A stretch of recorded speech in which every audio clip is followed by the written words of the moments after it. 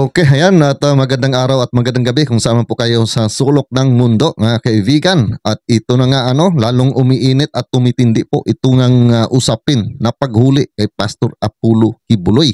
At parang totoo po yung mga sinasabi po ni Pastor Apollo Kibuloy doon po sa kanya pong video kahapon na ginawan po natin ng reaction at umiiyak pa nga si Pastor Apollo Kibuloy nung ginawa po niya yung pong kanyang voice message po mga kaibigan. At ang kinakakatakot po niya yung pong FBI na nagmamanman sa kanya. Hindi raw yung pong kaso na nandyan po ngayon sa korte mga kaibigan, dahil simpleng kaso lang po daw iyon. Ang kanya pong hinanakit po sa ating PBBM sa ating Pangulong Bongbong Marcos, dahil nga ay si Bongbong Marcos raw mga kaibigan ay nakipagsabwatan dito po sa bansang Amerika para nga po siya ay mahuli at madala doon po sa bansang Amerika. So yun nga ang sinasabi ko, mukhang totoo po mga kaibigan, dahil nga dito po mismo ang NBI ang nagkumpirma na ito nga ay natakot po sila, baka nga ay maunahan po sila ng FBI sa paghuli dito po kay Pastor Apollo Kibuloy. So ibig sabihin po mga kaibigan, ang mga FBI ay nandyan na po sa bansa at totoo po na minamanmanan pala itong si Pastor Apollo Kibuloy mga kaibigan. So wag na po nating patagalin at panoorin mo natin ang balita na ito para malaman po natin at makapagbigay na po tayo ng ating mga public opinion. Nilawakan pa ng NBI sa labas ng Davao Region ang paghahanap kay Pastor Apollo Kibuloy. Sabi naman ng PNP, kahit mga ordinaryong mamamayan pwedeng umaresto sa pastor habang may umiiral na arrest warrant laban sa religious leader. Nasa frontline ng balitang yan, si Jenny Dongon. So ayan po mga kaibigan, kahit na ordinaryong mamamayan ay pwede pong hulihin si Pastor Apollo Kibuloy. Kaya ay lalong sumisikip po ang mundo ni Pastor Apollo Kibuloy po dito mga kaibigan. 7 araw na lang ang natitira sa palugit para mahanap ng mga otoridad si Kingdom of Jesus Christ founder Pastor Apollo Kibuloy. Hinainan ng warrant of arrest ang pastor para sa kasong child abuse at sexual abuse. Kung hindi pa rin siya mahanap, ibabalik sa korte ang 2 warrant of arrest ng Davao City Regional Trial Court Branch 12. Maghihintay ulit ng panibagong warrant o kung anuman ang magiging desisyon ng korte sa kaso ng pastor. Kaya naman hindi na lang sa Davao Region nakatutok ang tracking team na binubuo ng PNP, CIDG at intelligence community. Grabe ito mga kaibigan, parang ngayon lang po ako nakabalita ng ganito dito sa ating pong bansa, na marami naman po ang mga pinaghahanap din po ng batas katulad po ni DJ Bantag at ni Arnie Tibes. Pero ito po iba po mga kaibigan, iba po ang pangyayaring ito. Talagang grabe po Diniklara nga po na halos lahat po ng mamamayang Pilipino na ordinaryong mamamayan ay pwede po nahulihin itong si Pastor Apollo Kibuloy. Manhunt operation po yan, since he was not located within the area po of Davao, then yung ating tracker teams po would also implement doon sa mga areas na sa tingin po nila na possible na kinakokoonan po ni Pastor Kibuloy. Hinihikayat din ng PNP ang publiko na makipagtulungan sa kanila sa pag-aresto kay Kibuloy. Even po ang civilian po ay po pwede pong i-implement po ito. Basta makita po siya, dahil ito po ay warrants of arrest ng issued na po ng ating mga korte. So delikado po ito mga kaibigan, si Pastor Apollo Kibuloy. Lalong-lalo na po doon sa sinasabi po niya na mayroon na po siyang patong sa ulo ng bansang Amerika mga kaibigan, na malaking halaga po yun, nasa $2 million po mga kaibigan. So marami po ang makapag-interest po dito na ito ngang si Pastor Kibuloy ay hanapin ng kahit na ordinaryong tao, dahil pwede po nilang hulihin ito mga kaibigan. Kaya lalong sumisikip na po ang mundo ni Pastor Apollo Kibuloy po dito.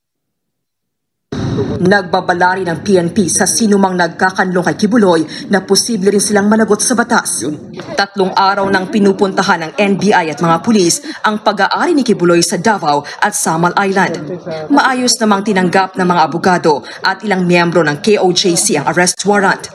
Ayon sa korte, dapat Pero mabuti po ito mga kaibigan dahil kooperasyon naman po itong mga tao na nandyan nga po no sa mga lugar na pag-aari po ni Pastor Kibuloy no. So maganda po no na talagang pakita po nila na hindi po nila talaga tinatago itong si Pastor Kibuloy at handa po sila na ito pong mga NBI at PNP ay mag-search po sa lugar mga kaibigan ano. Personal na pumunta si Pastor Kibuloy sa Regional Trial Court para magpiyansa. Bagamat itinuturing ng pugante si Kibuloy, hindi pa raw siya kinukonsiderang armado at mapanganib. Yung mga church members, mga officers ng Kingdom of Jesus Christ, pagdating natin, pinapapasok tayo kaagad, sinasamahan tayo without any resistance naman. And wala kaming nakikitang meron silang mga armas base doon sa actual nating pag-serve ng warrant of arrest. So ayan po no. Ultimo, NBI po nagkumpirma no na mga wala pong baril na nakikita doon po no sa mga sinisearch po nila no na ari-arian po ni Pastor Kibuloy. So alam po naman natin na marami din po ang nagpapakalat no na itong si Pastor Kibuloy di umano ay mayroong mga private army at mayroong mga armas. So dito po kinumpirma po ng NBI mismo mga kaibigan no na wala pong silang nakita na mga armas po doon po sa lugar na kanila pong na-search na. Wala namang resistance, no? In fact, gusto nilang ipahalugog yung buong compound. Oh, yun. But this compound were too big. Hindi natin kakayanin. Nauna nang sumuko ang 5 kapwa-akusado ni Kibuloy sa kasong child abuse. Pero pansamantala sila nakalaya matapos magpiyansa. Tiniyak naman ng NBI ang kaligtasan ni Kibuloy oras na sumuko o maaresto. Pero di diretsahang masagot ng mga otoridad kung magagarantiya din nila ang kaligtasan ng pastor oras na FBI na sa Amerika ang makakuha sa kanya.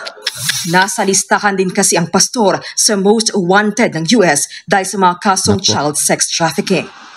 Nagbabalita mula. So ayan po mga kaibigan no, kinumpirma nga no ng NBI no na yun na nga itong si Pastor Kibuloy kung sakali na FBI po ang makakuha no makahuli sa kanya ay hindi po nila masigurado ang seguridad po ni Pastor Apollo Kibuloy. So totoo po yung mga sinasabi ni Pastor Apollo Kibuloy na ang kinakatakot po niya na lumantad po siya ay itong FBI dahil nakahanda na po mga kaibigan na siya din po ay hulihin at dalhin po sa bansang Amerika no mga kaibigan. So, yun ang masaklap po dito, no, mga kaibigan. Dahil itong si Pastor Kibuloy, handa naman po niya itong harapin ang kaso niya dito po sa atin pong bansa, no, sa Pilipinas. Yung pong mga kaso ngayon na nasa korte na, mga kaibigan. Dahil sabi pa nga niya, ay mga simpleng kaso lamang po ito. Pero ito nga, dahil nga mayroong FBI, no, na nangialam po dito, dahil ito po ay mayroon naman po raw siyang kaso doon po sa bansang Amerika.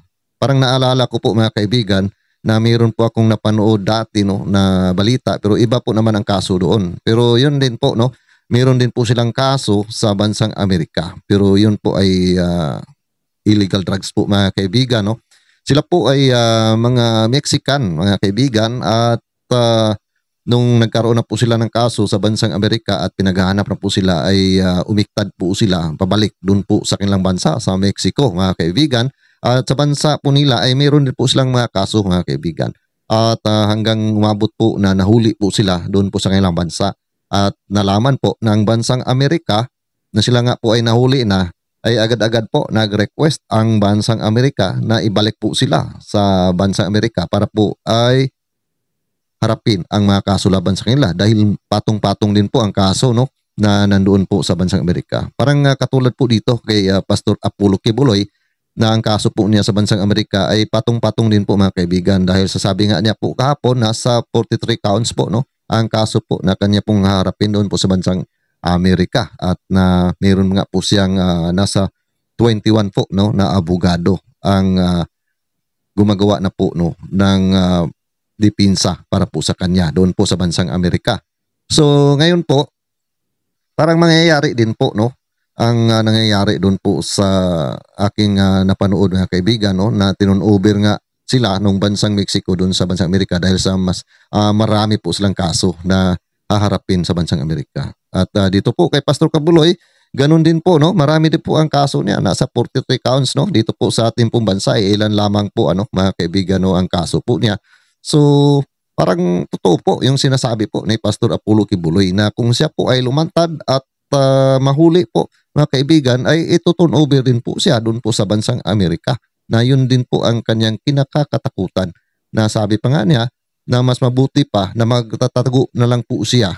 At kung sakali man po na siya ay mahanap, ay handa naman po siyang mamatay dito po sa bansa po natin. Wag lang po siya na madala doon po sa bansang Amerika. So ganun po, no, ang pahayag po ni Pastor Apollo Kibuloy na umiiyak pa nga po siya, mga kaibigan, ano, dahil nga ay parang nabigla po siya sa pangyayaring ito, mga kaibigan. So mari po, no, na mangyayari nga na siya nga po ay paglumantad ay dadalhin po siya sa bansang Amerika dahil nga sa mayroon naman po siyang kaso talaga doon, no, na nakabinbin sa bansang yun, mga kaibigan. So talagang mahirap po ang sitwasyon ngayon ni Pastor Apollo Kibuloy at lalong-lalo na po ngayon, mga kaibigan, no, na dineklara nga na kahit na sino po, no, na mga ordinaryong mamamayan ay pwede po siya na hulihin, no, mga kaibigan. Alam po naman natin sa sinasabi po ni Pastor Apollo Kibuloy na mayroon na po siyang patong na 2 million po, no, dollar doon po sa bansang Amerika. Baka po nga, mga kaibigan, ay mayroon pong makapag-interest dyan. Ay yun na nga, no. Alam po naman natin sa hirap ng buhay ngayon, mga kaibigan, marami po ang makakapag-interest po dyan, lalong-lalo na nga po na kahit ordinaryong mamayan, pwede po siyang hulihin, mga kaibigan, no. So talagang mahirap po ang sitwasyon ngayon ni Pastor Apollo Kibuloy. Kung sumuko naman po siya sa atin pong mga otoridad, baka nga na mangyari na siya po ay turn over din po doon po sa bansang Amerika. Yun lang po ang masaklap po doon, mga kaibigan. So ano kaya, no, ang dapat na gawin po ni Pastor Apollo Kibuloy? Dahil para po sa akin ay maganda na sumuko po siya. Pero kung ganito po ang sitwasyon na alanganin po, ano, dahil nga sa kaso din po niya sa bansang Amerika. So talagang mahirap po ito, mga kaibigan, ano. Mahirap po na malusutan ito ni Pastor Apollo Kibuloy. Baka aabot po doon sa kanyang sinabi na hindi po talaga siya susuko at kung sakali na siya po ay mahanap, ay handa po siya, no, na mamatay dito po sa ating pong bansa. Basta't hindi lamang po siya madala pa sa Amerika. So ano po inyong mga komento po dito, mga kaibigan? Paki-comment na lang po sa ating comment section. At sa ating pong mga kababayan dyan na patuloy po na sumusuporta sa aking mga ginagawa po ng mga reaction video dito sa aking YouTube channel, gaman sa aking Facebook page. Maraming salamat po sa inyong Maman Sir. At sa ating mga kababayan Luzon, Visayas at Mindanao. At sa ating mga OFW. Palagi lamang po tayong mag-iingat saan po tayo naroon. At kung nagustuhan po ninyo ang video na ito, paki-like naman po, mga kaibigan. Maraming salamat. At see you po sa next video ko. God bless, Lubas.